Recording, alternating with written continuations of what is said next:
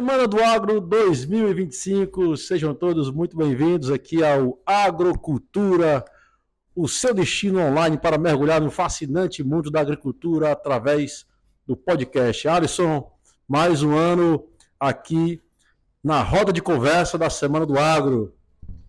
Boa noite a todos. Sejam muito bem-vindos a mais um ano, como disse o Ederson, segunda edição aqui desse encontro. E dessa vez aqui bem plural. Hoje vai sair assunto aqui de todos os âmbitos, né? De mel, veterinária e outros assuntos aí mais. Tem a turma do IFCE aqui também, os alunos, não é isso? Queijo, leite. Aqui não vai faltar assunto, né? Então, para enaltecer aqui mais uma vez, esse momento, a gente está falando direto da Carreta do Agro, um projeto da FAEC, para justamente reconhecer a importância da agricultura aqui da região, do Vale do Jaguaribe, e toda essa pluralidade que já foi citada aqui, né, Ederson? E aí eu deixo a cargo seu de puxar o primeiro assunto, convidar aqui as pessoas presentes para participar desse bate-papo que começa a partir de agora. Muito bem, Alisson. Olha, esse ano a nossa região, o Vale do Jaguaribe, foi destaque em pelo menos 3 manchetes de grandes jornais de circulação no estado do Ceará. Uma das manchetes dizia que Limoeiro do Norte era e é o 10º maior produtor de camarão do Brasil. Outra manchete dizia que Limoeiro do Norte era a 11ª cidade do Ceará, do Brasil que mais produz bananas. Aliás, somos um dos maiores exportadores de bananas do Brasil, né? E, mais recentemente, uma outra manchete de um grande jornal, especialmente o Diário do Nordeste, destacou que o Vale do Jaguaribe é uma das regiões que mais produzem alimentos no Ceará. Para nós, isso não é nenhuma novidade, Alisson. Nós vivemos aqui, respiramos o agro, mas ainda há muita desinformação, muito desconhecimento acerca disso. O fato é que as atividades produtivas aqui em Limoeiro, Quixeré, Tabuleiro, Russas, em toda essa região como um todo, até Jaguaribe, são atividades que, de fato, elevam a nossa economia e por isso são muito importantes. Para vocês terem ideia, para o seguidor aqui do Agrocultura ter ideia, o PIB de Limoeiro do Norte chega a 1,4 bilhão. É um dos maiores do Ceará. Inclusive, nós somos a 3ª cidade do Ceará que possui a maior renda média por domicílio. Veja só, estamos atrás apenas de Eusébio, Fortaleza, depois Limoeiro do Norte e em seguida o Crato. E a que se deve esse fenômeno desse desenvolvimento aqui da renda dos limoeirenses? Não tenho dúvida, Alisson, que é, em grande parte, a atividade agropecuária. Se deve ao agronegócio, à agricultura familiar, às atividades primárias, né? E eu diria mais, que sendo um grande gerador de alimentos no Ceará, essa região ainda possui muito a se desenvolver. Muito. E temos para vocês terem ideia, eu estava conversando recentemente com o Chico Baltazar, o nosso vice-prefeito, deverá chegar aqui daqui a pouco, Léo. Ele me dizia que ele visitava uma região na Espanha, dias atrás, acompanhando uma missão técnica de cearenses que estavam lá, numa região que chove 200 milímetros por ano. Produz o dobro da nossa região, que chove 600 milímetros por ano. Veja só. Então, nós ainda temos um grande potencial a ser desenvolvido aqui no Vale do Jaguaribe, aqui em Limoeiro do Norte.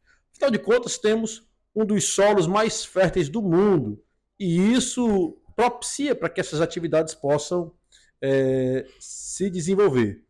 Mas, Alisson, eu queria conversar um pouquinho com a Ivana. Ivana, como é que a academia, como é que o IFCE pode contribuir com esse processo? O que o IFCE já fez e pode, naturalmente, contribuir para fortalecer ainda mais esse ambiente de negócios e esse setor primário? Olá, pessoal. Muito obrigada pela oportunidade de estar por aqui, né? E assim, a gente na academia, tanto a gente tem os trabalhos de extensão, né, como também a gente faz trabalho de pesquisa voltados nessas áreas aí todas que você falou, né? Inclusive, na cassinicultura, o Breno, o aluno ali, ele está desenvolvendo o trabalho dele, onde ele faz o sensoriamento remoto das áreas de camarão, né, 2009, 2015 e 2025, se eu não estou enganada, é isso, né? E ele detectou que aumentou de 2009 até agora 14.000% de área de cassinicultura.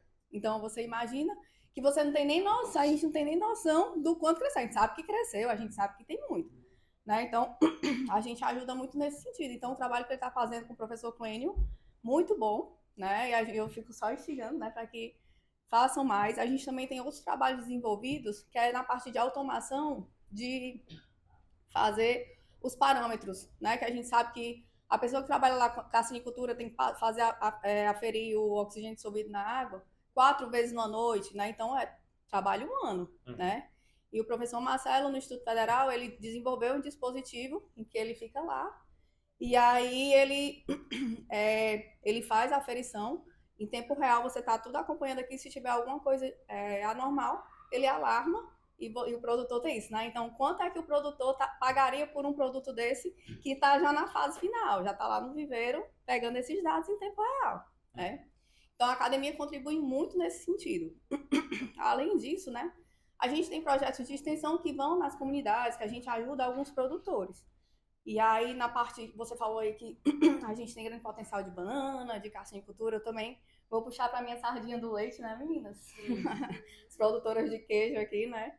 Melca também é produtora de leite, então a gente também tem um trabalho que está deixando a desejar mesmo, não só IFCE, mas prefeitura, estado, EMATES. A gente tem que se unir para ajudar os pequenos produtores, porque 80% da produção de leite vem dos pequenos produtores, né? E se ele não tiver acompanhamento, não tiver ali para a gente evitar uma mastite, evitar um problema maior, ou até mesmo aumentar a produção, você falou aí dados, nossa vaca produz por ano, em média, 1.400 litros de leite por ano. No Israel, que é um deserto bem pequenininho, uma vaca lá produz mais de 11.000 litros de leite por ano. Então, a gente está muito além da produtividade, a gente não tem que aumentar a quantidade. Se a gente aumentar a produtividade dos animais que a gente tem, a gente estoura. Mas aí falta incentivo, não é só o governo dar, também não concordo.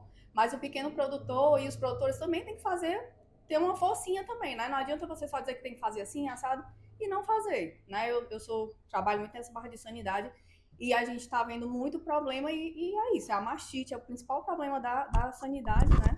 Na bovinocultura de leite é isso. E aí a academia está aí também à disposição.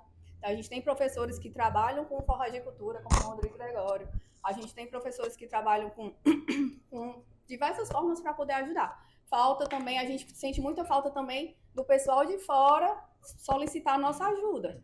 Lá em Tabuleiro, IF Tabuleiro, os produtores de acerola estavam precisando diferenciar, separar, né, a acerola verde da madura. E aí os meninos lá do IF Tabuleiro desenvolveram uma máquina que fazia essa diferenciação. Só que faltou recurso. A gente não tem recurso. E aí algumas empresas privadas estavam, né, fazendo esse trabalho e tudo, e conseguiu chegar a um bom resultado, mas ainda faltou recurso, né? Então, assim, infelizmente falta recurso, mas a gente tem muita capacidade humana lá para desenvolver muita coisa. Agora também a demanda também tem que vir de fora. Sim, com certeza. E em cima do que a Ivana comentou, Ederson, fazer um questionamento, meio que uma explanação. A região a que o Ederson se referiu, que teve aí uma missão recente aqui, né, do Ceará visitando, é a região de Almeria. E assim como Almeria, uma outra região da Europa, a Holanda, passou por um processo muito complicado na década de 60, onde todo subsídio que era destinado à agricultura, ele teve que ser recolhido porque o Estado estava quebrado. Então ele disse, olha, mande os seus filhos para a escola, que lá vai ter investimento, e depois que esses meninos terminarem, eles vão voltar e vão trazer uma solução para você. E aí, dessa forma foi feito. Hoje, é uma referência na produção de leite. É o único país no mundo que produz 400 toneladas de hortaliças por hectare dentro de estufa, com tudo controlado. Agora, tudo isso requer tecnologia. É aí onde eu volto para o IFCE. Sempre quando um processo de tecnologia é implantado, independente do setor, e no agro eu acho que é até mais complicado por conta da resistência natural que existe a tudo que é novo. E você tocou num ponto que eu acho que é primordial. Não é só entregar a ferramenta, tem que implantar, tem que acompanhar, tem que fazer dar certo. Porque se entregar uma ferramenta altamente tecnológica para uma pessoa que não souber usar, aquilo vai virar sucata, não é verdade? E aí é onde entra a missão também de quem ainda continua na faculdade hoje, nós que saímos de lá há pouco tempo, né? E quem está diretamente na lida, na ponta, no dia a dia. Não é verdade, Edson? Exatamente. Aliás, enquanto a Ivana falava, eu lembrava aqui do quanto a academia contribui e contribuiu para a evolução desses números que mencionei. Né?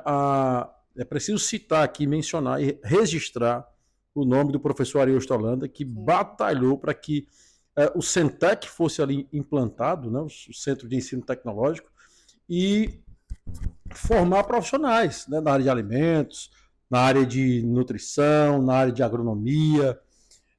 E esses profissionais, com certeza, contribuíram maciçamente para que a gente pudesse consolidar esses números que hoje tornam a nossa região destaque. Bom, Ivana,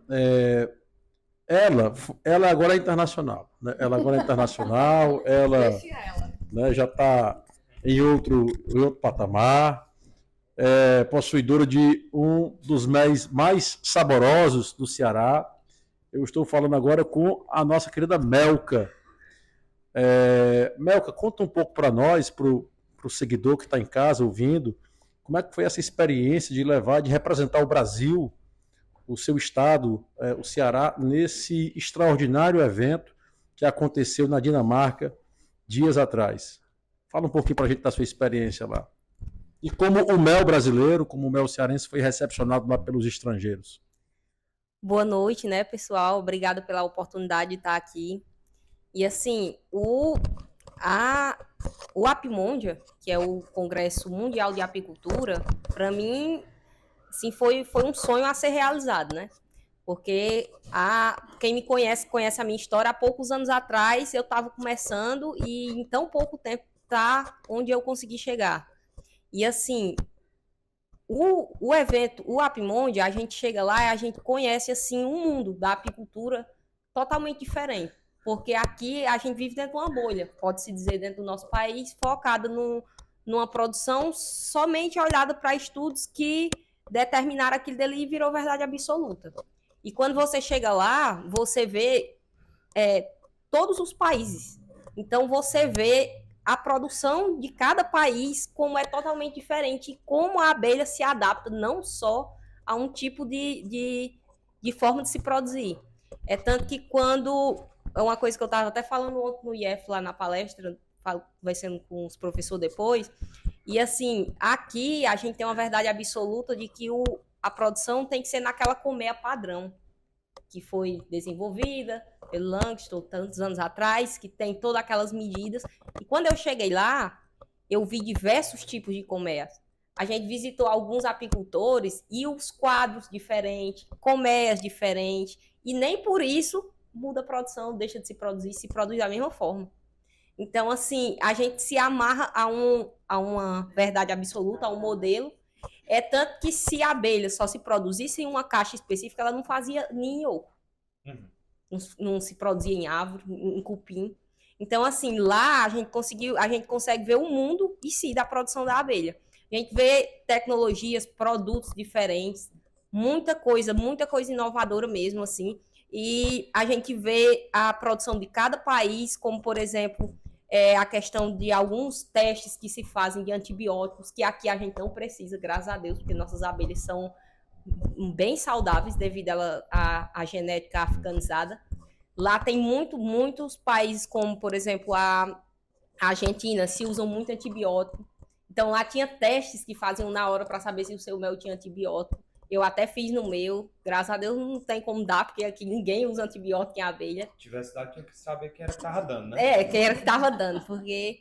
Então, assim, a gente sai de uma bolha, indo para um evento desse. E, assim, quando a gente foi pelo AgroBR, então, assim, a gente vai para a rodada de negócio. vai para fechar. AgroBR é um programa do governo que ele incentiva produtores rurais a exportar. Então, assim, quando a gente chega lá, a gente já vai para rodar esse negócio, a gente já tem os compradores que se adaptam, que gostam de produtos como o nosso, e a gente vai negociar. E tem os tradutores, porque nem todo mundo fala inglês, né? E a gente vai para isso. Tem todas as rodadas de negócio marcadas. Então, assim, tem comprador do Canadá. Eu fiz 9 rodadas. Comprador do Canadá, da Eslováquia, da Suíça, Não, não é assim, não. Aí, assim... o negócio é mais embaixo. E assim, lá... Quando as pessoas provam o mel do Brasil, não só o do Brasil, mas o do Ceará em si, porque todo mundo sabe que a gente está num bioma único do mundo. Além do nosso diferencial do mel do Brasil ser diferente dos outros, o mel do Ceará é mais diferente ainda, porque as plantas que a gente tem aqui não tem no resto do mundo. Então, não, o marmeleiro também, que é o mel, para mim, é o mais saboroso do ano. Então, assim, a gente se diferencia muito dos outros mel. Eu, especificamente, provei mel lá de vários países, tinha uma mesa lá, assim, com mel do mundo todo. E, sinceramente, trouxe até uns. É uma coisa muito estranha. É uns gostos totalmente diferentes. É totalmente fora do que a gente se tem aqui. Não tem nada parecido. A maioria dos mel são pastosos, devido aos climas dos países. E os que são líquidos, os gostos, não tem nada a ver com o nosso. A cor. Então, assim, até mesmo alguns mel do Brasil se diferenciam. Eu provei um mel lá do Mato Grosso, lá do Pantanal, da florada rasteira do Pantanal. Que quem aqui já comeu mel de enxuí é a mesma coisa. A mesma coisa, o mesmo gosto. Que é o mel de uma vespa, né? Uhum. E, assim, a gente dá cada vez mais valor o que a gente tem aqui. E, assim, o meu mel lá foi muito bem recebido. Algumas empresas, eu estou tentando negociar, eles querem ele embalado com a minha marca, que é um diferencial muito grande, porque nem todas as empresas que foram conseguiram negociar o produto embalado, porque muitas pessoas querem a granel, só que tem algumas empresas que querem o meu mel embalado devido à embalagem. E tem também, só cortando, mas fazer um adendo importante. É uma tendência hoje no mercado europeu e mundial aquilo que é produzido pelo produtor e não tem nenhum elo dentro da cadeia para atravessar, né? Como se diz. Isso. Então, o que garante isso é a sua marca. É por isso que eles valorizam. Com a fruta hoje e outros produtos agrícolas também já tá sendo assim. E assim, eu fico muito satisfeito, porque assim, quem trabalha com mel sabe a dificuldade de se vender dentro do mercado interno, devido ao pouco consumo que se tem. Meu mel aqui no Ceará em si, hoje em dia, ele não é tão valorizado por ser uma embalagem bem mais sofisticada, que hoje lá fora eles gostaram muito mais do que a gente que tem aqui na própria porta. Sim. Porque mel lá não se compra mel, lá você não acha mel envasado em plástico, porque o plástico, eles entendem que o plástico ele solta substâncias no mel. Então, assim, eles não trabalham com mel em plástico e principalmente em vidro de boca estreita, garrafa, que é o costume aqui da nossa região. Mel lá em pote de vidro, pote de boca larga, devido à temperatura. É justamente a minha embalagem, porque desde o começo, quando eu quis mudar para essa embalagem, o meu intuito era exportar. Já porque o mercado daqui é muito... Não consome tanto mel e nem quer se trabalhar com mel dessa forma. Então, assim, eu acho que hoje eu encontrei meu mercado, estou nas negociações e... Valeu a pena a experiência? Valeu e eu já tô vendo se vou para outras. Então, antes de fazer uma pergunta, Melka, só dizer a você que, por favor, separe um mel bom e dê para aquele rapaz ali que lá fora dá para ouvir ele tossindo, né? Tá precisando aí. Tá precisando do mel aí. Não quer comprar o mel? E Melka, você... Agora é internacional. Agora não é tão acessível assim mais não, viu? Depois que tiver lá na Dinamarca e na Suíça, aí outro preço. Aproveite, faça estoque logo que o negócio vai mudar. Mas, Melka, você tocou num ponto realmente muito interessante. Assim como no mel, outros produtos aqui da nossa região, não sei se é assim com camarão, mas o nosso melão, a melancia, o mamão, a banana, aonde chega no mundo, todo mundo enlouquece, porque o sabor é diferente, né? Um só para cada um, então não tem como ser Tem como. diferente, né? E aí, Melka, após voltar dessa oportunidade com tudo isso que você pôde, né, presenciar, o que que você enxerga de maior desafio agora daqui para frente? Porque tiveram muitos desafios lá no início, né, a evolução até chegar a esse ponto. E agora, daqui para frente? E agora é documentação. Papel. Certificação, mapa, liberação para outros países, porque você precisa tirar uma licença para exportar, que essa licença demora em média uns 3 a 4 meses para ser liberado.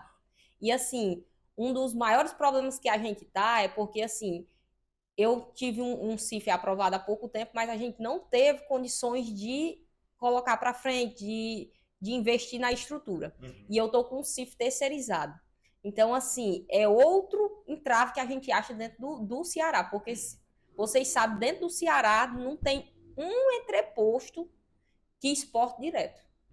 Todos os entrepostos pega os seus produtos ali, os mel, bota a granel, vende para o atravessador para exportar. Então, e assim, a gente tem um entrave muito grande nessa questão de conseguir que façam, porque quem faz é o entreposto, que eu estou terceirizando. Faça esse pedido, estou numa associação e eles já botam mais dificuldade, tem que ver toda aquela lenga-lenga. E assim, além da gente ter esse problema para exportar, a gente cria meio que um ciúme. Não só por a gente estar conseguindo chegar em cantos que o pessoal tem uma cabeça limitada, que acha que não se pode conseguir, e ainda mais por ser uma mulher. De fato, essa realidade que a Melka está narrando aqui para nós, ela é muito presente no nosso estado.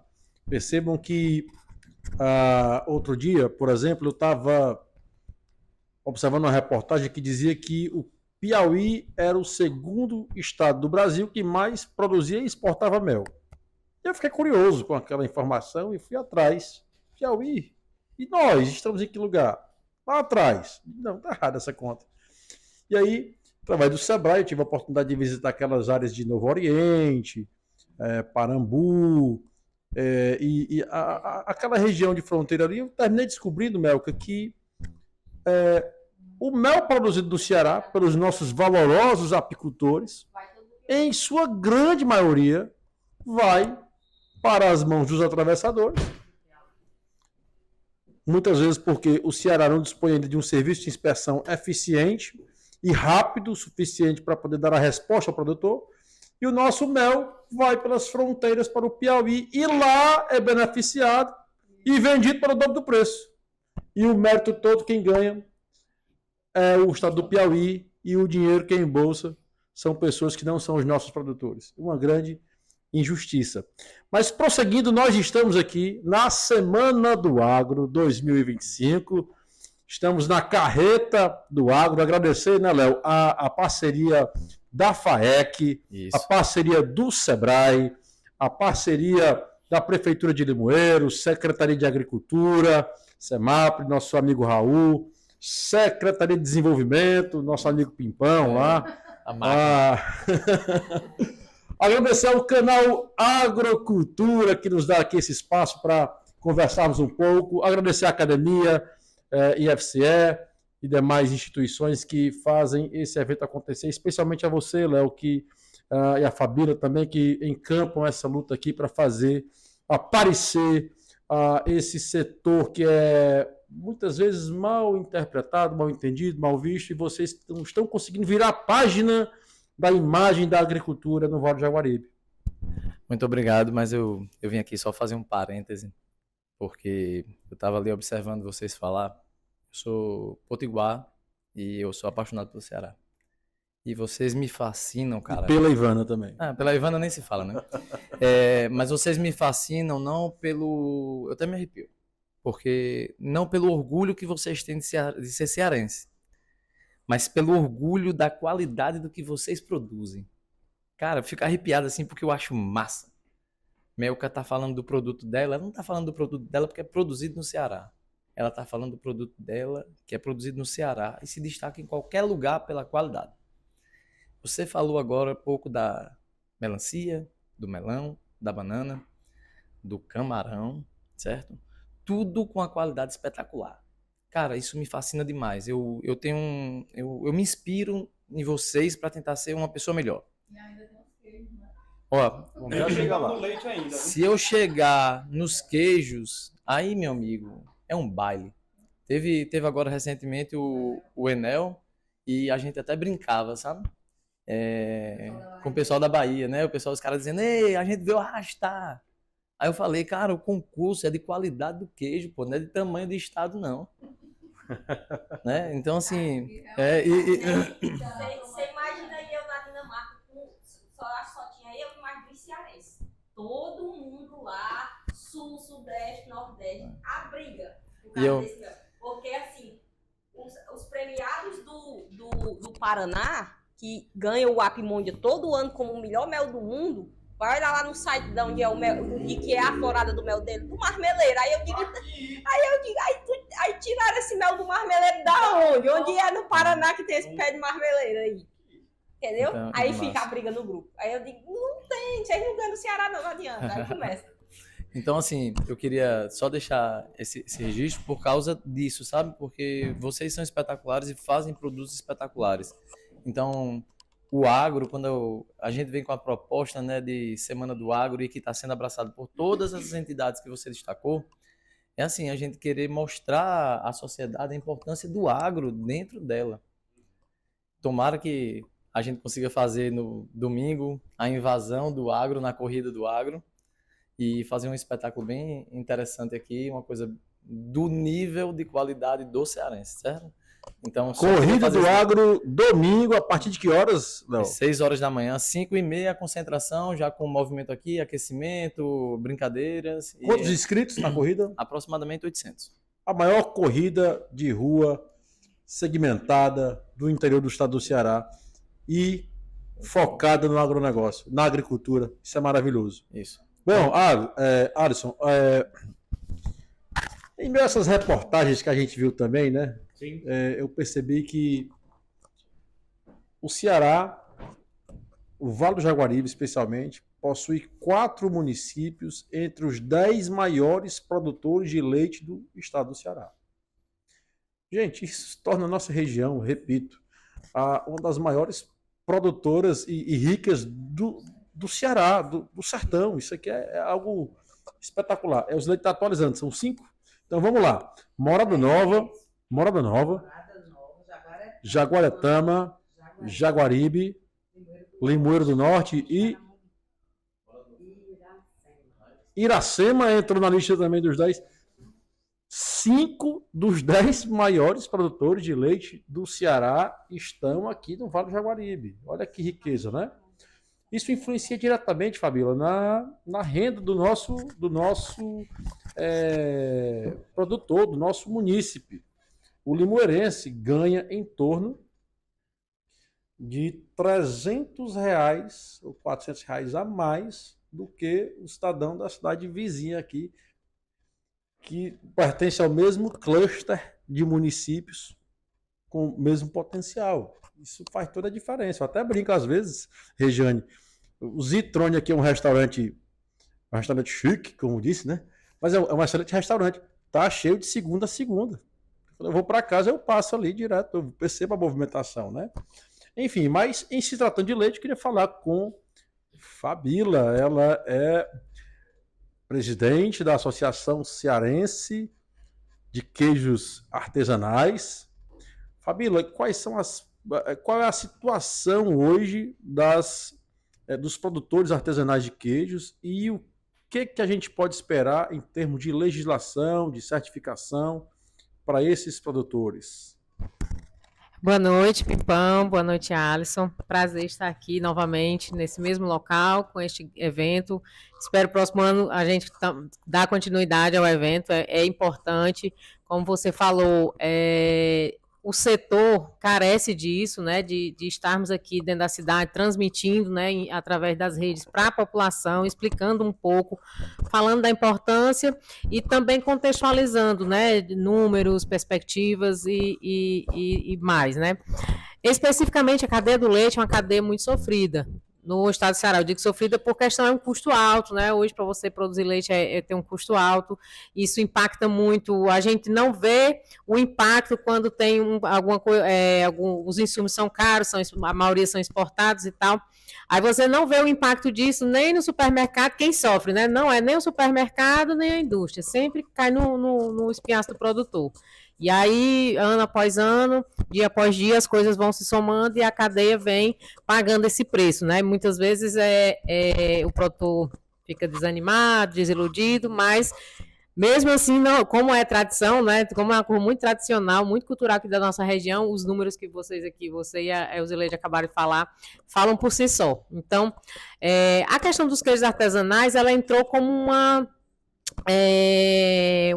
perspectiva de mudança desse cenário, porque principalmente para pequenos produtores, o pequeno produtor ele consegue com queijos artesanais verticalizar a sua produção, ele para de vender matéria-prima, que é esse leite, para a grande indústria e passa a vender produtos processados de alto valor agregado. Então, ele não tem condições, o pequeno produtor, de disputar mercado do ponto de vista de escala, com os grandes laticínios, com as grandes indústrias. Então, ele consegue processar o produto dele, agregar valor e ter a sua renda voltada mais na questão da qualidade, da história. São produtos tradicionais, são produtos que têm memória afetiva, né, muito, muito forte, muito apego. As pessoas, que a gente está falando a questão do agro na cidade, quando você está apresentando seu produto, muitas vezes eu digo que eu participei de muitas feiras e quando a gente estava lá apresentando que as pessoas degustavam o produto da gente, muitos até a gente se emocionava também, que a pessoa, vixe, lembrei da casa do meu avô quando eu ia nas férias. Mesmo ele morando em Fortaleza, num daqueles apartamentos, lá em cima, num andar alto, ele tem ainda aquela memória guardada e o queijo é um desses produtos que consegue resgatar isso, e isso se traduz em valor, não é nem preço, é valor. Então, a pessoa que consegue, dentro de si, despertar uma memória como essa, ela paga por aquele produto. Então, essa está sendo uma alternativa para os pequenos produtores de queijos artesanais, viabilizar seu negócio a partir de produtos de valor agregado, que contam história e não só apenas um produto, um alimento, que também tem sua importância. Do ponto de vista de alimento, aí a gente vem para a questão que você comentou das legislações, né? A legislação ela é muito voltada, muito direcionada para o grande, para as grandes indústrias. Então, hoje, você não... existe uma lei, né, uma legislação que diz que é de agroindústria de pequeno porte. Essa agroindústria de pequeno porte, ela engloba até 2.000 litros de leite, estabelecimentos que processam até 2.000 litros de leite. Mas nós estamos falando de produtor de 80 litros, de 100 litros. Então, não tem como esse pequeno produtor aqui se adequar a essa lei ainda, né? E aí nós, enquanto produtores, a gente trabalhando a cadeia, viajando e se reunindo, foi identificado que essa é a dor de todo mundo. Então, se você quiser se legalizar, se formalizar, você teria que fazer um estabelecimento neste padrão, onde, do ponto de vista de sustentabilidade econômica, financeira, era inviável, porque eu não tenho investimento para construir um estabelecimento nesse nível, para poder me legalizar, para eu poder comercializar. E aí a luta da associação, a luta de é a luta da maioria, né? A dor, né? Que a gente fala, a dor é da maioria. Então, nós passamos a lutar e a batalhar para que existam legislações que contemplem esse tipo de produtor também. E aí, eu sempre ressalto que, às vezes, as pessoas interpretam que errado, até pessoas que, até para distorcer a causa, interpretam de forma errada o que é ser produto artesanal. Aí, boa noite. O que é ser um produto artesanal? Produto artesanal não é produto feito de qualquer jeito. Produto artesanal não é produto... e aí eu estou me referindo especificamente a queijo, mas se aplica para os demais produtos. Não é produto feito de qualquer jeito, em qualquer local, é um produto que tem controle. Pelo contrário, para você produzir um bom produto que tenha qualidades, tanto sensoriais como essas de memória afetiva, você tem que ter uma qualidade, um controle muito grande, porque a gente tem uma máxima em quem produz queijo, de que você pode até com um leite bom, você fazer durante seu processo, você fazer um produto ruim. Mas você nunca com um leite ruim consegue fazer um produto bom. Então, assim, o produto artesanal, para ele ter qualidade, como nós temos aqui no Ceará, os nossos produtores, os nossos associados, eles têm produtos extremamente premiados. O estado do Ceará, vocês estavam comentando do Enel, que é o Encontro Nordestino, tem os concursos, foi o 20º Enel, o 10º, que é segundo concurso? Acho que foi. 10º não é Enel? Não, o concurso de queijo, acho que era 19º. Pronto, dizendo, aí o estado do Ceará foi o estado mais premiado, recebeu 76 medalhas. A nossa associação, Queijo Cearense, recebeu 39 medalhas, dentre elas 9 super ouro. Então, são produtos onde a qualidade ela é inquestionável. A gente agora batalha pela questão da regularização. E aí isso requer apoio político, requer muita discussão, requer uma série de etapas que a gente tem que seguir, mas que a gente está indo aí. Já estamos conversando, já estamos em negociação. Muita gente já se sensibilizou, já entendeu. Muita gente ainda não, mas a gente está dando continuidade à causa. É isso mesmo. Perfeito, Fabíola. E, assim, talvez, na verdade, podemos afirmar sem medo de errar, que o mercado do leite foi um dos mercados que mais se revolucionou nas últimas décadas, né? Sim. Saiu lá do leite tirado à mão, né, ao pé da vaca, para um maquinário sofisticado como hoje. E é bastante acessível, inclusive, para propriedades pequenas e tudo. Agora, com toda a limitação, principalmente climática, de produção de forragem e tudo, eu acredito que isso seja um dos fatores que mais encarecem o processo. E aí, dentro do que tu explanou, de todo esse apoio que você sugere como oportunidades, né, como alternativas, eu sinto, olhando de fora, tá, que eu considero um mercado meio desunido. Ou eu estou enganado? Porque eu acho que se houvesse aí uma movimentação pensando no coletivo, através de uma associação, um cooperativismo para a produção do produto final e a venda, porque veja bem, o material genético hoje do rebanho do Ceará é magnífico. Porque fazer uma vaca produzir o que ela produz nessas condições aqui não é para qualquer um não. Viu? É um animal, tem que ser muito, muito bem dotado de uma genética, porque é difícil. E aí, quando a gente fala de processar o leite, a gente está falando, eu vou extrapolar para 10:1, 10 litros de leite por 1 quilo de queijo. Então, a oportunidade de aumentar a produção de leite é muito grande, porque já tem um mercado que absorva. Sim. 10 vezes, não é verdade? Sim. Então, não é um problema vender o leite. Não vai encher o laticínio, não vai ter risco de preço cair por conta de uma oferta muito grande. E aí, será que essa não seria uma alternativa viável ou é mais fácil encontrar outra saída do que unir esse povo?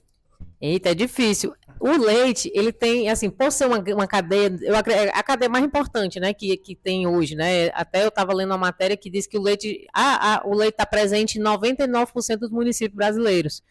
Então, é uma cadeia de extrema importância. E aí, quando você junta muita gente, acaba que é difícil você lidar com todos, né? Tem muitos interesses, muitos objetivos, né, distintos. Então, acaba que realmente é um setor que requer, tem suas particularidades. Do ponto de vista, né, de união, eu acredito que assim, as instituições, tipo o SEBRAE, né, o sistema FAEC, Senar, Sindicato Rural, eles estão estudando e analisando uns projetos aqui, aí eu estou falando a nível de estado do Ceará, especificamente, né? Eles estão analisando essa perspectiva de você valorizar e de você gerar dinheiro em cima daquele produto, né? Tem o Leite 360, que é um projeto aí que o Amilcar está desenvolvendo, e ele visa exatamente isso, fazer com que o leite fique no município, mas ele você consiga transformar não é uma grande indústria, mas uma mini cooperativa, uma cooperativa onde você consiga fazer, por exemplo, produtos que não tem dentro, né, do mercado, como creme de leite, ou um leite em pó, e por aí vai. Esse tipo de produto que você consiga absorver dentro do mercado local, do município, e também no máximo a nível de estado, porque a gente sabe que vem muita coisa de fora, né, para abastecer o mercado. Então, assim, são ideias que podem ser prosperadas e que estão sendo analisadas, né? Estão sendo estudadas e está sendo analisada. Os parâmetros históricos, os números, mostram que tem muito teria muito mercado, porque o consumo ainda é muito pouco, né, daqui de dentro do próprio estado desses produtos. Então, eles estão analisando e vendo essas alternativas. A questão do mercado, aí vem muito aquela questão assim também, né, do setor como um todo. Tem grande, tem pequeno, e às vezes o interesse é diferente, e aí o que é bom para o grande não é bom para o pequeno. Eu vou citar um exemplo. Existe sempre a questão de subsidiar imposto. Quando foi que leite baixou na gôndola do supermercado ou aumentou para o produtor por causa de subsídio de imposto que o governo dá? Eu desconheço. E o estado do Ceará ele é isento do ICMI, de queijo, de uma grande gama de produtos, de lácteos, de derivado do leite, mas nunca chegou nem no produtor, nem baixou no supermercado. Fica entre a indústria e o supermercado, eles diluem isso e só aumentam o lucro deles. Então, daí a complexidade da cadeia, né? E assim, o que eu vejo outro problema, né? Essa semana eu estava até ministrando aulas que eu dou a disciplina de sanidade de leite, né? Tanto a questão da cooperativa e também, assim, a gente vê que toda indústria, toda empresa produz o seu produto e tá aqui, o preço é esse. E do leite, não. Quem coloca o preço é quem compra. Como é que essa conta fecha, né? Então, assim, é um gargalo enorme, e se a gente tivesse cooperativa, assim, eu acho que fortaleceria, porque se você fornece 100 litros de leite, não, vou mais fornecer, não, tudo bem. Agora tem uma cooperativa, fornecer grande quantidade de leite e diga que não vai fornecer porque o preço está baixo, né? Eu estava no produtor, essa semana eu tive uma visita técnica, ele olhou no celular, o leite baixou 5 centavos. Então, assim, para aquele que já está produzindo ali, na lida, já sem alimento, né? Tentando ali pegar comprar uma silagem, fazer uma silagem de menor custo e tudo, tá ali tentando tirar todo o custo, né? Para diminuir os seus custos, porque não é ele quem coloca o valor do produto dele, então acho que isso é uma gargala enorme, principalmente para nossa região aqui do Vale do Jaguaribe. Porque o custo, ele não tipo, a vaca, o que ela precisa comer, ela vai ter que comer naquela quantidade, o custo não vai mudar. Aí quando o leite baixa, aí pronto, desestrutura toda a parte financeira, né, do negócio. Muito bem, Fabíola. Muito obrigado pela contribuição, muito importante essas informações que você nos traz. Registrar a presença aqui rapidamente do nosso vice-presidente da FAEC, representando aqui o nosso presidente Amilcar, professor Luiz Mendes. Professor, pelo respeito que todos nós temos por você, pela sua figura e pelo que você representa na agricultura, no agronegócio aqui no Vale do Jaguaribe, Luiz. Muito bem-vindo à casa que é a sua. A casa é nossa. Gente, eu quero... o fato é que tudo isso que nós estamos conversando e falando, mostrando as atividades econômicas aqui da nossa região, a pujança do leite, da cassinicultura, da apicultura, da avicultura, da fruticultura. Poderíamos até falar também um pouco aqui, abrir das indústrias de doce. Às vezes a gente se esquece de falar um pouco delas e elas também desenvolvem um papel muito relevante aqui no município. Né? São mais de 7 indústrias de doce formalizadas aqui, ainda tem as informais que estão buscando se legalizar, enfim, tudo isso também pertence ao agro. Mas, gente, o importante também é mostrar toda essa riqueza. E, nesse sentido, nós somos sempre incentivadores das feiras, dos eventos, e em se tratando disso, eu queria compartilhar a palavra aqui com o Júlio Moreira. Ele é assessor do vice-prefeito de Limoeiro, mas é um advogado e tem essa profissão como referência. Ele é o advogado do agro, é um rapaz muito bem relacionado e o Júnior foi um dos articuladores para... Advogado tem que se virar em tudo para sobreviver, porque senão não paga as contas não, né? Tem que puxar para agricultor, caminhoneiro, né, seu Luiz? O Júnior, ele está político um pouquinho, sendo um dos organizadores da Expo Agro Vale do Jaguaribe, um evento idealizado pelo Ministério da Agricultura, com a Prefeitura de Limoeiro do Norte como parceira, Secretaria de Agricultura, Secretaria de Desenvolvimento, Gabinete do Vice-Prefeito. Júnior, fale um pouquinho da Expo Agro Vale do Jaguaribe, quando vai acontecer e o que a gente pode esperar desse grandioso evento. Primeiramente, boa noite, né, pessoal? Como o Pimpão falou, a gente vai estar recebendo aqui a Expo Agro Vale do Jaguaribe, sua primeira edição. Esse evento é um evento que está sendo idealizado pelo Instituto Futuri, seu Luiz, lá do nosso amigo Lucídio, né? Que é um amigo da gente que tem um instituto que trabalha com captação. Ele trabalha com feiras, com eventos em todo o Nordeste. E aí ele fez lá um credenciamento junto ao Ministério da Agricultura, aonde ele se credenciou para participar de algumas feiras, né? E foi contemplado. E aí ele disse, olha, eu tenho uma feira aqui, posso escolher uma cidade. Vocês têm interesse em sediar lá em Limoeiro? E a gente manifestou, né, o interesse em receber esse evento. Esse evento tinha que acontecer no mês de novembro ou dezembro, um dos critérios do edital, porque senão ele estava acontecendo nessa data aqui, junto com a Semana do Agro. E já é uma ideia, Pimpão, Alisson, seu Luiz, para que ano que vem a gente coloque esse evento na Semana do Agro, né, para que ele possa estar sendo feito junto com vocês aqui, sendo feito a muitas mãos. Serão 37 estandes e um auditório para 50 pessoas, né, que vai ser montado na Praça da Igreja Matriz de 12 a 14 de novembro, de 3 da tarde a 10 da noite. Né? Então, a gente vai reunir aí tanto pequenos, médios, grandes produtores, né? A gente já fez a indicação lá para eles, porque eles precisam lançar na plataforma do Ministério da Agricultura. Veio a equipe do Ministério da Agricultura fiscalizar e tudo, assim, o tempo foi um pouco corrido, né? E a gente entende também que vocês estavam nessa correria aqui da Semana do Agro, mas a gente pretende que essa semente seja plantada, que essa árvore cresça, né? E que esse evento ele seja a primeira edição de muitas. E que no ano que vem ele aconteça dentro da Semana do Agro. A gente já possa, no final do evento, chancelar lá com a turma, com o pessoal do Instituto, né, para que, quem sabe, venha até mais estandes, mais apoiadores, né, mais patrocinadores. Gente, custo zero para o produtor. Custo zero. Serão 37 estandes. Até esse momento, o Júnior e as equipes da Prefeitura ficaram na articulação do evento, mas a partir da próxima semana, passado aqui a Semana do Agro, nós vamos sentar com as instituições, com o SEBRAE, com associações, com a universidade, com a FAEC, para a gente poder colocar, fazer uma grande mobilização, porque esse evento também é histórico, ele vai no embalo da semana do Agro. Então nós não podemos perder isso de vista.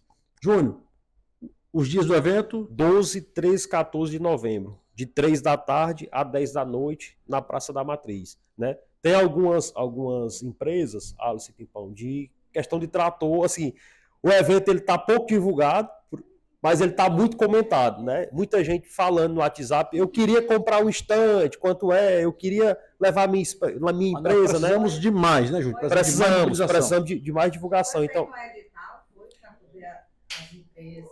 foi feito um credenciamento. Foi feito O Ministério da Agricultura ele tem alguns critérios lá peculiares, Foi feito o credenciamento, até porque existe lá um prazo para você lançar na plataforma. Tanto a questão das palestras que vão acontecer, né? Inclusive a Melka nem sabe, mas a gente lançou ela lá. Você vai dar uma palestra lá sobre o seu mel, viu, Melka?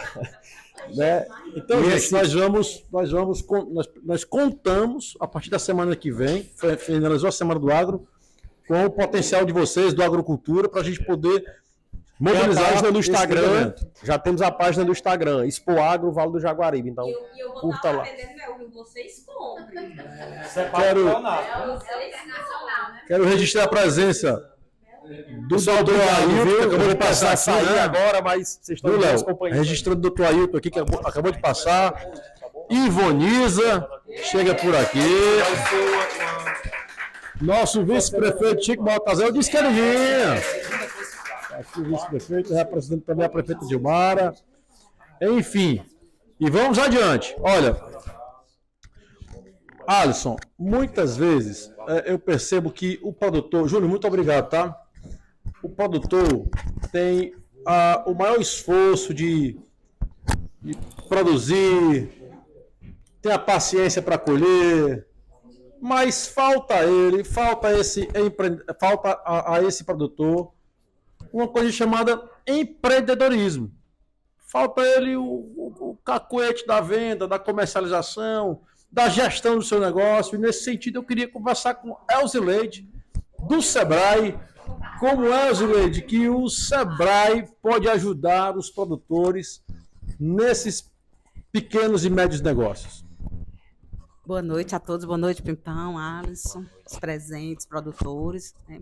O Sebrae é um órgão de apoio, né, às micro e pequenas empresas, e a nossa região é muito forte no agronegócio. Então, assim, nossos projetos, inclusive, né, o foco maior é realmente no agronegócio. A gente atende todas as atividades econômicas, mas a gente tem projetos específicos para o agronegócio.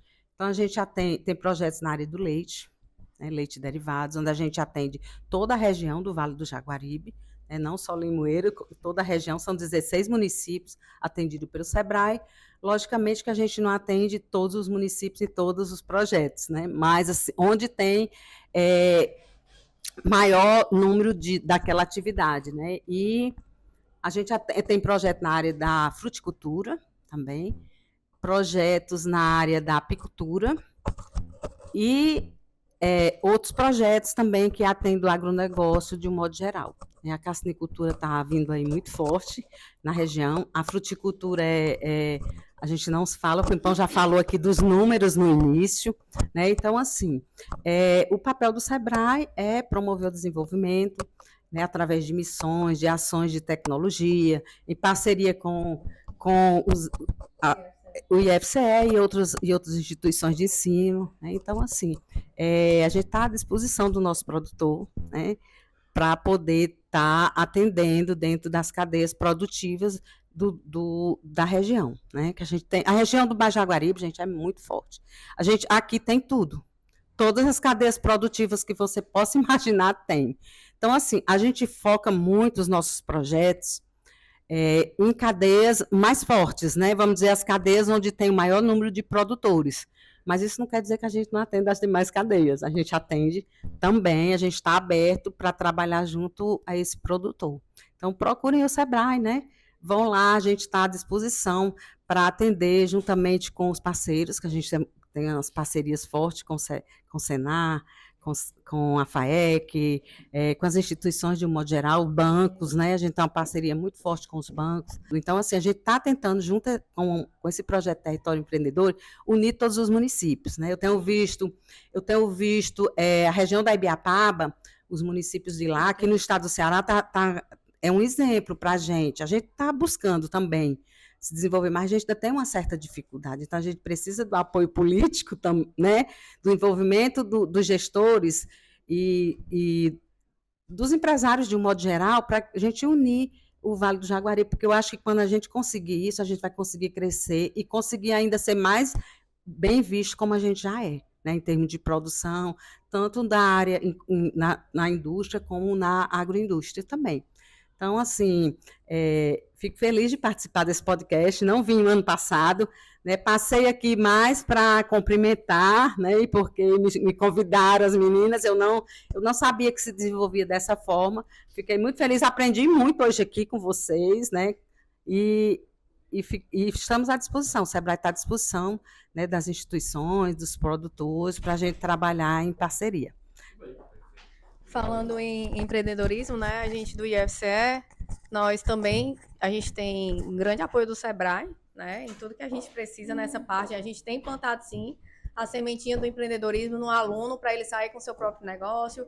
Nós temos uma incubadora de empresas, no qual a gente tem duas voltadas para o agro e uma que é da pessoal da eletrônica, mas está voltada para o agro também. Então, tem 3 empresas incubadas no momento, né? Eu e Silvio Denberg, e o professor Saraiva, a gente toca essa incubadora, e aí a gente tem outros movimentos de empresa júnior também, e sempre a gente conta com o apoio do Sebrae, a gente nunca teve nenhum problema, então a gente tem uma parceria realmente muito boa, o Sebrae é muito forte nessa parte. Agora, uma coisa que a gente costuma ver também nos produtores, quando a gente visita, né, a Melca até aqui lembrou, né, os nossos produtores, eles não têm essa cultura do empreendedorismo, né? E aí a gente vê que o produtor tem todo o potencial, ele tem um desenvolvimento, ele tem um produto, mas ele não quer botar uma pessoa para administrar a venda, e aí ele perde uma venda porque ele é vendedor, ele é produtor, ele vai fazer isso, ele vai fazer aquilo e perde. né? Não é só no ramo do leite, nem outros ramos novos que estão acontecendo aqui. E eu fico, meu Deus do céu, eu tenho que ajudar. A gente tem que ajudar. Eu vou lá no Sebrae. Eu não fui ainda porque nessa correria, mas eu disse, vou sentar lá no Sebrae e vou pontuar aqueles que você tem que dar aquela atenção. O cara tem um produto, o cara é premiado, o outro tá bombando aí com um produto massa no mercado, mas não quer botar uma pessoa para vender, não tem a expertise também e não dá conta, né? Se você quer crescer, você tem que dividir tarefas e botar os outros para fazerem. Com certeza. O meio agrícola em si, ele já é muito demandador de energia, né? E aí tem que justamente focar no que é bom e delegar, dividir a responsabilidade com quem pode aí contribuir. Essa questão aí do empreendedorismo é forte, né? Porque o Sebrae está aqui na região há mais de 30 anos, né? E a gente sempre focou em estar formando um empreendedor. Mas é sempre uma dificuldade. Tem muitos empresários ainda que eles não vão buscar essa informação, essa capacitação para poder se desenvolver, né? Muitas vezes a gente faz uma capacitação e vai o funcionário, ele manda o funcionário, mas ele próprio não vai. Então, assim, se o empresário ele não se capacita, se ele não busca, né, aplicar conhecimentos novos na sua atividade, inovar, então ele não vai se desenvolver. E a gente sabe que hoje a competição não é mais com seu vizinho, né? Não é com o lojista do lado, você está competindo com o mundo todo. Então, assim, você precisa mudar a forma inclusive, de vender, de empreender, né? E aí, a gente está aí à disposição, né, de vocês, junto com vocês aí, Ivana, para a gente poder trabalhar essa região. Então. Perfeito. Obrigado pela contribuição e pelo papel que vocês desenvolvem. E só dando um passo aqui atrás, Ederson, a gente anda muito, né? Visita muita gente, e esses dias a gente estava conversando justamente sobre a necessidade de um evento do porte que Limoeiro merece, um evento voltado para o agro. E por coincidência, o Júnior, que precisou sair, ele me liga justamente nesse meio. E aí eu fiquei muito feliz em saber que a gente vai ser contemplado aí com um evento à altura do que o Vale do Jaguaribe, o Ceará, merecem, né? Inclusive, Alisson, aí fica o desafio para nós, para que esse ecossistema, de fato, possa, a partir da próxima semana, se reunir com mais frequência, a gente montar uma agenda para a gente fazer um grande evento. Afinal de contas, o Ministério está sendo muito decente com o Limoeiro e encampando e idealizando esse evento aqui. Então, se a gente abraçar, a gente assegura que no ano que vem tenha de novo. Sem dúvida. Mestre Chico, seja bem-vindo, boa noite. Só fazendo um briefing rápido aqui, enquanto você chegava, a gente começou o bate-papo, né? Já falamos do protagonismo de Limoeiro do Norte no cenário da bananicultura nacional, já falamos do camarão, já falamos do leite. E aí, agora com a sua chegada aqui para esse bate-papo, dá um abraço aqui em Vanisa também. O que a gente pode esperar para esses próximos meses? Estamos aí na reta final do terceiro bimestre, né? E será que vem um ano bom? Como é que estão as expectativas? O mercado continua ainda aquecido, mas poderia estar melhor em comparação ao ano passado, que foi muito bom, né? Foi fora da curva. E aí, o que você estima para esse restante de ano e para a próxima safra? Boa noite, Alisson, Pimpão. Agradecer aí pelo convite e dizer o seguinte, ao chegar aqui eu fiquei bastante alegre por ver um público jovem e de grande maioria de mulheres, tá? Fiquei alegre por ver isso aqui porque o agro, eu vou me esticar um pouco mais aqui. Nós temos um grande problema. Não estou preocupado com exportação. A barreira que nós precisamos romper não é a fronteira do Brasil. Nós precisamos estourar a nossa bolha de produtor rural, sair dessa bolha, né? Buscar conhecimento no IFCE, com o Sebrae, tá certo? A Federação da Agricultura, para que a gente possa se tornar um produtor de verdade. Nós temos potencial, Ivaniza. Nós somos de uma região riquíssima. Eu tive a oportunidade de andar quase em 30 países já, e eu sempre vou com foco na agricultura. Não consegui ver nem de longe alguém próximo a gente aqui. A gente que eu digo não é o Brasil do Mato Grosso, não, do Centro-Oeste, é o Brasil do semiárido aqui, nordestino, do Limoeiro do Norte, do Vale do Jaguaribe. Solo fértil, Temos água armazenada, existem algumas críticas que a gente faz ao governo pela gestão e tudo, mas temos água armazenada. Nós temos sol, tá certo? E, por exemplo, eu vi uma região agora lá da Espanha que chove 200 milímetros ao ano. Um terço do Seco, pior do que língua de papagaio. Os caras lá mandando hortícolas para toda a Europa. 33 mil hectares de horticultura protegida. Então, assim, o que eu acho é que a gente tem que melhorar como produtor rural. Eu, como pequeno produtor rural, quando eu não era produtor, Ivaniza, eu comecei em 1996, comprei um lote, mas meu irmão na Chapada, e a primeira coisa que eu fiz foi conseguir um espaço e passar uma semana lá na Embrapa de Paraipaba, fazendo curso de irrigação, aprendendo, vendo algo que eu não conhecia, fiz a Empretec no Sebrae, fiz qualidade total rural no Sebrae, todo curso que tinha relacionado à agricultura eu procurei fazer. Mas assim, então a gente precisa melhorar muito como produtor. A gente tem que fazer do limão a limonada, tá? Tem técnica para isso, tá? Apesar que a gente critica as instituições, mas tem alguém que sabe das coisas. A gente tem um exemplo grande que aconteceu na Chapada do Apodi. A Chapada ali começou no ano de 88, o Jaguaribe Apodi. E o pessoal que vivia do extrativismo, Léo, recebeu o pivô central, que era um objeto estranho, né? Não conheciam, muito menos sabiam operar. E é o seguinte, se produzia muito ruim. Quando a Associação Cearense da Agricultura, a CEAV, acho que era até o Carlos Matos, que estava à frente na época, implantou aí um projeto chamado Projeto Milhão.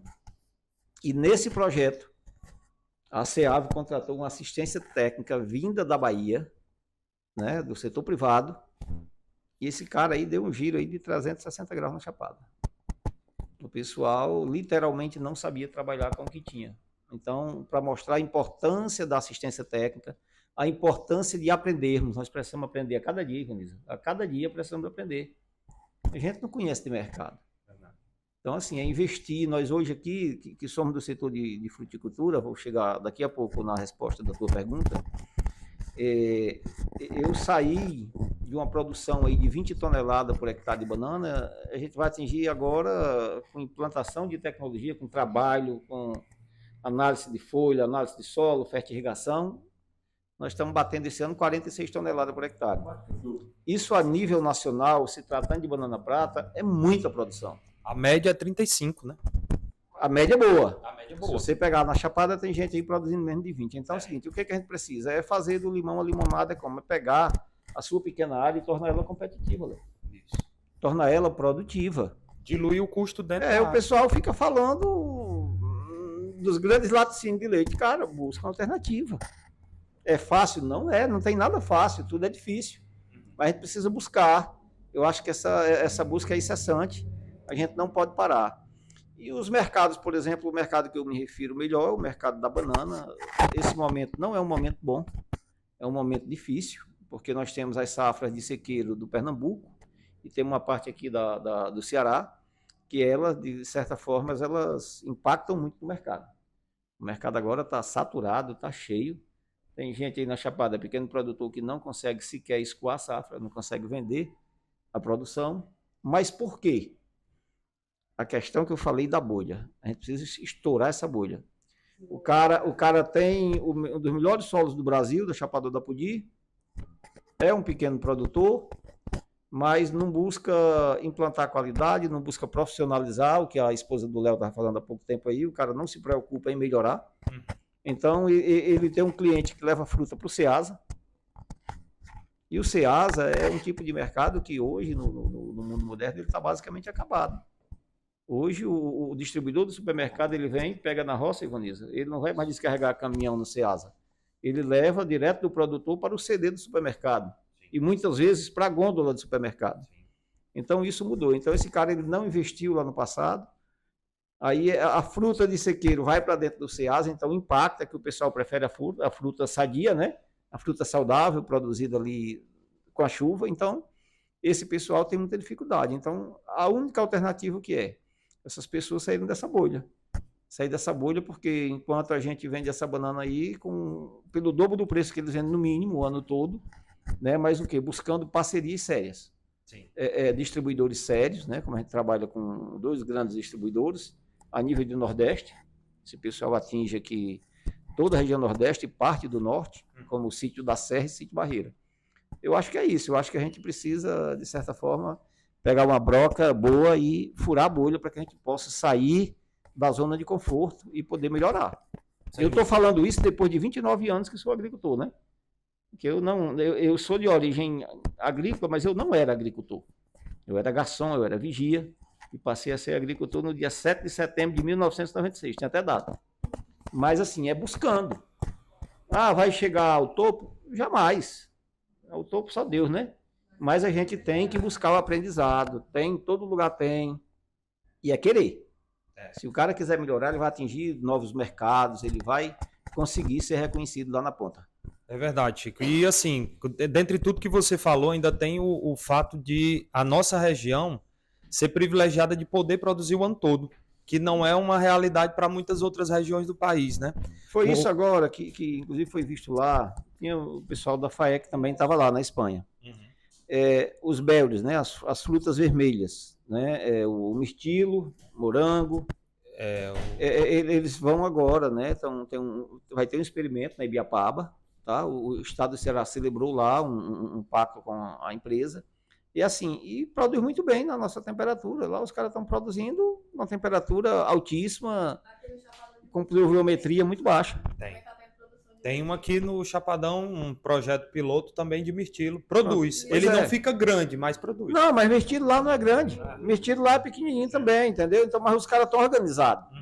Estão organizados em cooperativa. Por exemplo, eu vi aqui a moça do Sebrae falando em cooperativa. Na cassinicultura, tem uma cooperativa batizada de nome Copacan. Eu me aproximei deles, querendo me associar e tudo, mas assim, está à beira de fechar. Porque o produtor nosso, ele é imediatista. Tá? Se o preço da cooperativa, a cooperativa tem um preço médio o ano todo. Mas aí, quando o mercado da especulação chega, o cara não bota para a cooperativa. Então, a cooperativa não tem fluxo, não consegue atender o cliente na ponta final. Fica flutuando. Então, assim, a gente tem que começar a acreditar na coisa mais a médio e longo prazo também. Não pode ser imediatista.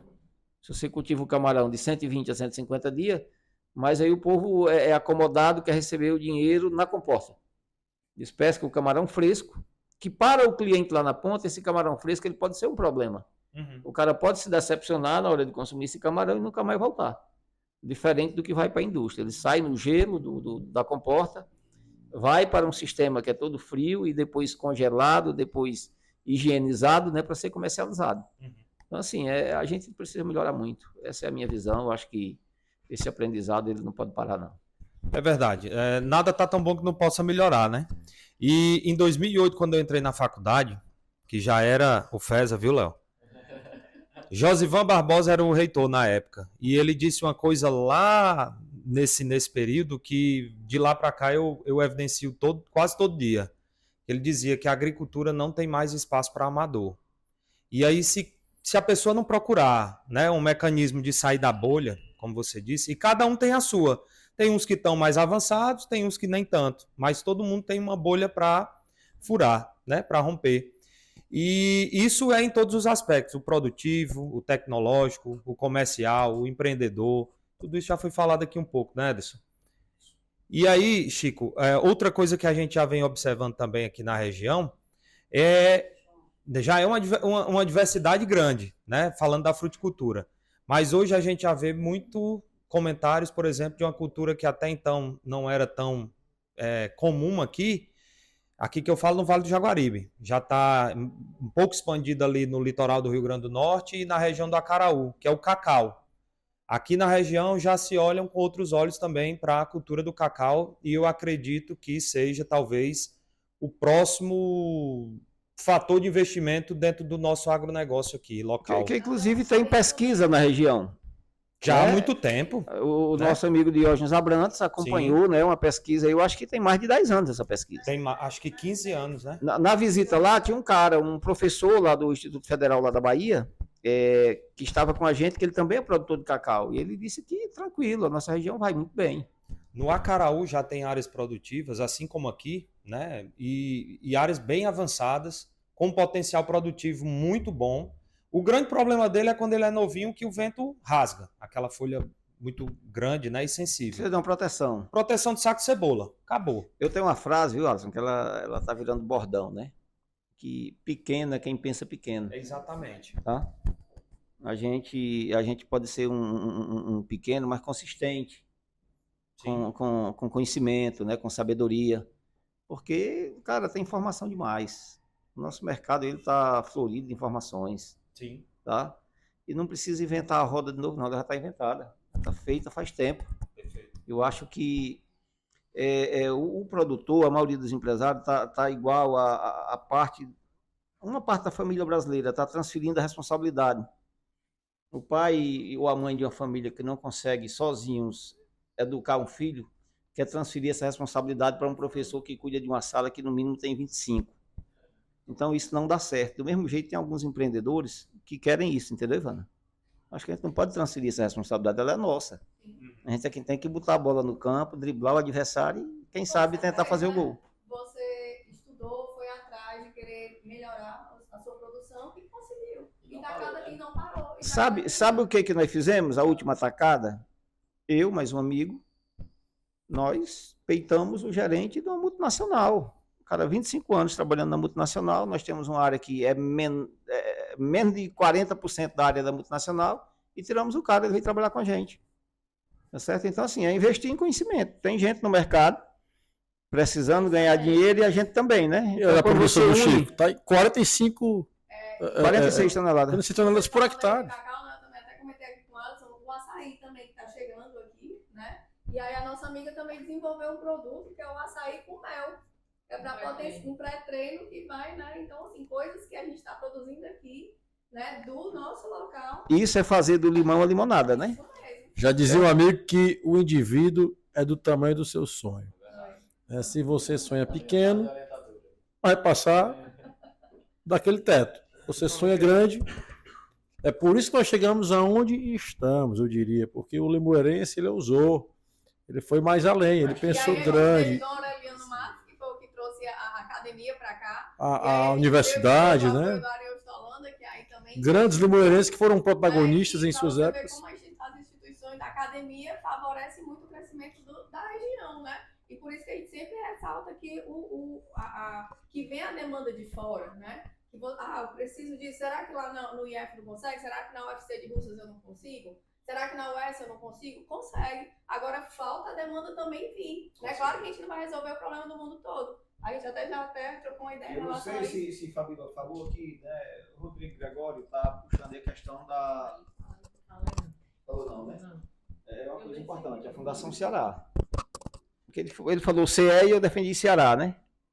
É uma fundação, tipo tem no Mato Grosso do Sul, tá? Para que ela possa também, juntamente com as instituições, encarar o desafio do produtor. Eu tenho um problema lá na banana. Quanto é Fundação Ceará para você fazer a pesquisa disso aqui da banana que eu preciso? Assim, né? Eles vão me dar um orçamento, eles vão me fornecer um orçamento e vão pesquisar o meu problema. Isso não impede do setor público estar junto, não. E uma das coisas que a gente também pensa, né, que a gente participou da reunião, é que assim, você tem um vendedor que está te trazendo uma semente lá e você, não, mas esse aqui dá tanto. O alemão até falou de algumas pessoas que testaram e perderam lá 40 mil, 50 mil, né? E aí a fundação, ela vem para isso, para quê? Para você, não, pois vamos testar aqui essa semente, né? Será que vai dar certo? Então a academia vai ajudar nas coisas, mas vai ser custeado pelo particular, pelos produtores, né? A Fundação Mato Grosso do Sul, ela funciona dessa forma. Inclusive, o gestor lá da fundação, ele vai vir em novembro, né, para fazer a visita, para a gente poder conversar e trocar ideia, para justamente a gente começar essa implantação aí dessa sementinha aí, dessa fundação. Uma coisa importante nisso aí é que as instituições, elas montam unidades experimentais, testam e impedem que o próprio produtor tenha aquele prejuízo, né?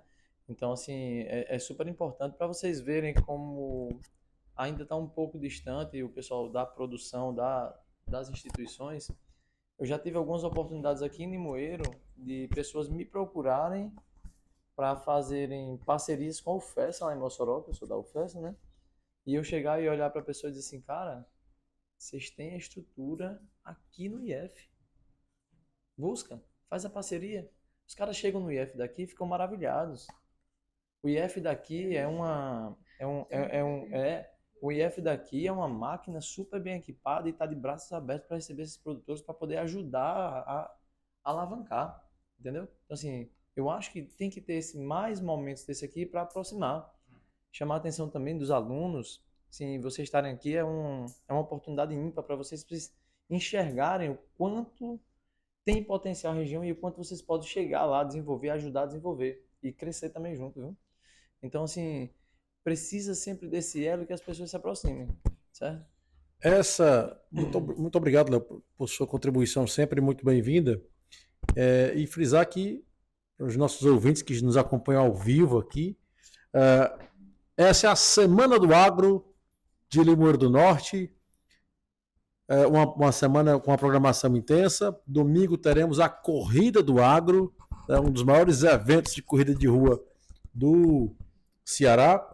Agradecer a parceria da FAEC, da Prefeitura de Limoeiro do Norte, do SEBRAE, das associações locais, do canal Agrocultura e de todos aqueles que fazem do agro uma das principais atividades econômicas de Limoeiro do Norte.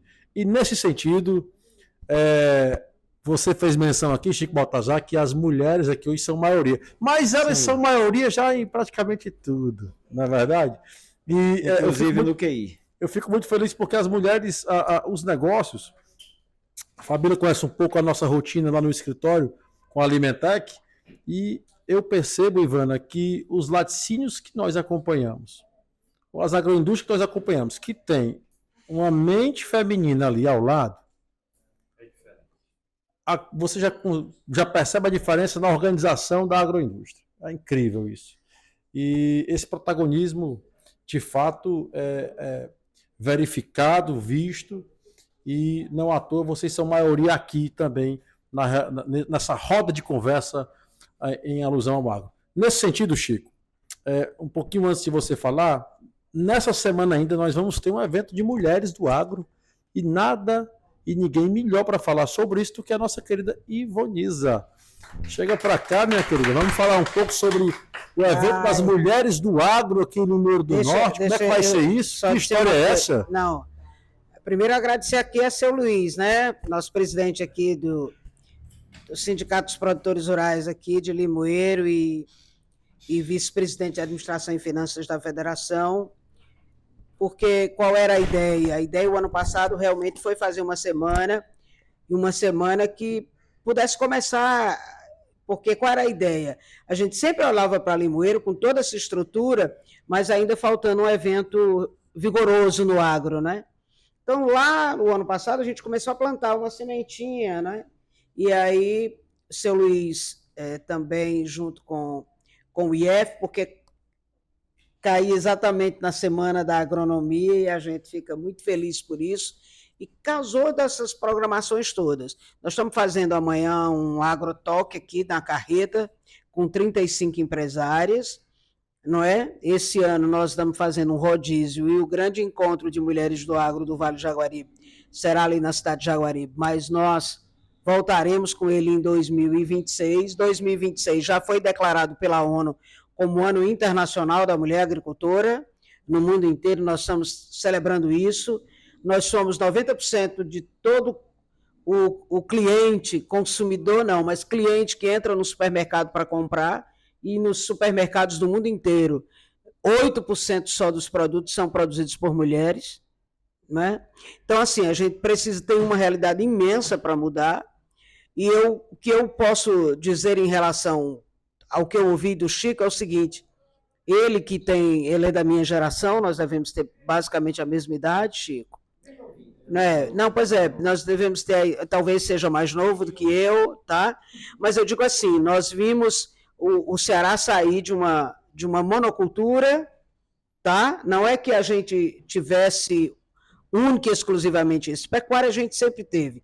É a nossa história, ela é fortalecida por uma resistência imensa e com tecnologia e inovação, a produção tem crescido muito e nós temos hoje já o segundo rebanho do Nordeste, isso é forte, já passamos de 1 bi de leite anual, isso é muita coisa com a resistência imensa.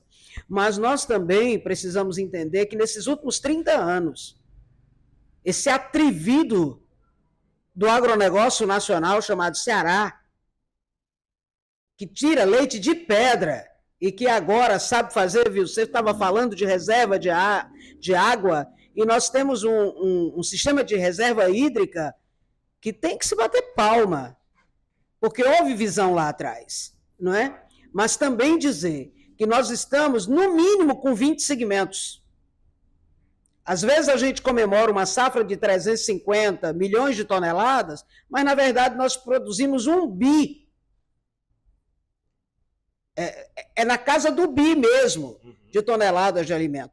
O mundo precisa aprender com a gente exatamente isso. Chico diz, e é verdade, Chico foi agora para a região de Almeria, a região de Andaluzia, no sul da Espanha, árida, tanto quanto a nossa, mas que é a horta da Europa. Então, assim, a gente, hoje, por exemplo, eu estou aqui alegre, satisfeita, a Lucivanda Fernandes foi campeã nacional na pequena propriedade do Prêmio Nacional da Mulher do Agronegócio, lá em São Paulo, no CNMA. Então, eu vejo as coisas, mas vejo também a resistência das queijeiras, vejo as meninas da apicultura, as mulheres da apicultura, abelhando essa região. Fico feliz de poder ver os alunos e saber que hoje, porque eu fui de um tempo que a agronomia tinha 2, 3, 4, 5 alunas numa sala para um grupo de 60, 50. Hoje nós estamos, na grande maioria das faculdades, ou empate ou com 60, 40, 160 mulheres. Isso na zootecnia, na veterinária, e eu creio que isso é algo que nos facilita muito a tecnologia, a inovação. As mulheres são aceleradoras da inovação. Então, hoje, você pode contar com a tecnologia e as mulheres ainda só representam 19%, chega a 20% talvez, não é? Mas muito pouco ainda. Dentro do sistema sindical rural, isso cai para 8,65% no Ceará e talvez 11% nacionalmente. Então, assim, a presença ainda é extremamente masculina, mas pode ter certeza disso. A maior escolarização é nossa, a maior busca de capacitação é nossa, e eu acho que as mulheres já furaram a bolha, tá? Na condição de produtoras, tá? Eu fico feliz com as mestras, doutoras, eu estou vendo as instrutoras do Senar, quando eu vejo os currículos eu fico maravilhada.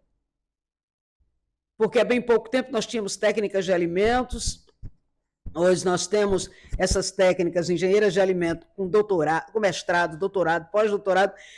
Nós temos aqui na bancada dessas oficinas, por incrível que pareça, doutoras. E é isso que o Senar faz, é isso que a FAEC faz. Então a gente precisa disso, precisa fazer essa roda girar, e indo logo com um palitinho furador de bolha, né? Tá certo? Fico feliz. Eu acho que a segunda semana do agro, claro que ela poderia estar ainda maior, mas ela plantou semente. Eu acho que eu ouvi alguma coisa sobre Expoagro, alguma coisa aqui quando eu cheguei, sim, e eu tenho certeza que é filhote desses momentos assim. Viu, meu filho? Também, claro, obviamente. Limoeiro é a capital do agro aqui no Ceará, eu não tenho nem dúvida disso. Obrigado, Vanise. E somando aí ao destaque do protagonismo da mulher no agro, né? Recentemente tivemos aí a Mariângela Hungria, que ganhou o Nobel da alimentação, né? Os trabalhos dela, por exemplo, Chico, foram os precursores para os bradyrhizobios, azospirilos, que são utilizados na soja. O manejo biológico da Mariângela, através do trabalho da Embrapa, e a deu agora, esse ano, aí, o Nobel da Agricultura. Massa, né? Gente, 9h28, já estamos nos encaminhando para o final da nossa roda de conversa. Eu desafio a todo mundo aqui, Alisson, e você também, a nós. A gente não precisa esperar só a Semana do Agro para fazer esse movimento de roda de conversa, não, né? Com certeza. Eu acho que a gente pode se aproximar mais e conversar mais sobre esses assuntos que são tão relevantes para o desenvolvimento da nossa região. E, meus amigos, 9h30, já, quase 9h30 já. Já, isso aí. Vamos nos encaminhando para o final. Queríamos ouvir aqui o nosso querido Luiz Mendes. O anfitrião. Chega aqui, Luiz, para conversar aqui de pé com a gente. Né, o que o produtor do Vale do Jaguaribe pode esperar da FAEC? E, aliás, já mandando um abraço especial para o nosso presidente Amilcar, está representando com muita força os produtores e produtoras do Ceará. O que o nosso produtor pode esperar da FAEC, do sistema? Pode esperar o que a FAEC tem muito para oferecer, que é a capacitação, né? É o apoio do Amilcar, que está realmente revolucionando. Eu vou falar aqui para a Melca, que ela me falou aqui do treinamento, né? Hoje a turma tá lá, tem 34 técnicos lá na federação treinando a metodologia. Já treinou a metodologia, agora hoje CISATEC, que é o quê? É o sistema de lançar nas nuvens do Senar. É importante isso aqui. Eu agora arranjei uma garota propaganda para falar, e o que eu sempre falo. Cadê a Osileide? Já saiu. A Fatinha, como se chama, né? A Fátima, do leite, do Lopes, do Latinopes, ali tem o DNA, Ivonize, ali é a cara da tag. Porque eu me lembro muito bem quando nós fomos lá, primeira visita, eu e a Mariana, e aqui, o tanque do leite, e mais uns equipamentos, e hoje, é uma felicidade muito grande lá em Quixadá, ela ter ouro, né? Super ouro no iogurte de maracujá. Então isso é um avanço muito grande. Quer dizer, ela está diversificando. Em queijo, ela também já foi bastante premiada no queijo, né? Tem um queijo ternura e tem um outro que eu não me lembro aqui o nome, que já foi premiada. Então isso é que é interessante, muito interessante. E a FAEC está para isso, viu? Nós estamos aqui à disposição, sempre formando mais técnicos. Esse mês foi um mês muito positivo na FAEC, de treinamento de técnicos, que logo vão entrar em campo com as suas turmas, na piscicultura, na bovinocultura, na apicultura, na carcinicultura, que está em evidência, como se diz, né? Em bastante evidente. Por quê? Porque é favorável. Então é isso que eu quero dizer. A FAEC está aqui para ajudar, e no que for necessário. Não tem nenhum problema. É a nossa missão. Tá bom? Obrigado. Uma inovação aqui na região de ATEC, vai ter a primeira turma de agroindústria. Muito bem. Gente, Aqui na região. estamos chegando ao final da nossa roda de conversa na Semana do Agro. Queremos agradecer a todos os parceiros envolvidos. Quero pessoalmente agradecer a você, Alisson, por nos oportunizar estar no seu canal, conversando, e que tenhamos todos uma continuação de evento esplendorosa, que vocês possam participar da programação, acompanhem as redes sociais da Corrida do Agro, e até lá, né, Alisson? Com certeza. Eu agradeço mais uma vez a companhia, Ederson, a todos vocês que estiveram aqui hoje. Obrigado. Agradecer também em especial ali o Jalisson, que ficou ali nos bastidores e fez a coisa acontecer, né? E esperar para as próximas edições, não é isso, Edson? E vamos ter o restante aí da semana, né? Consolidando ali com o final na Corrida do Agro. E aí, ano que vem, estaremos aqui de novo, se Deus quiser. Obrigado, pessoal. Um abraço, gente. Até a próxima.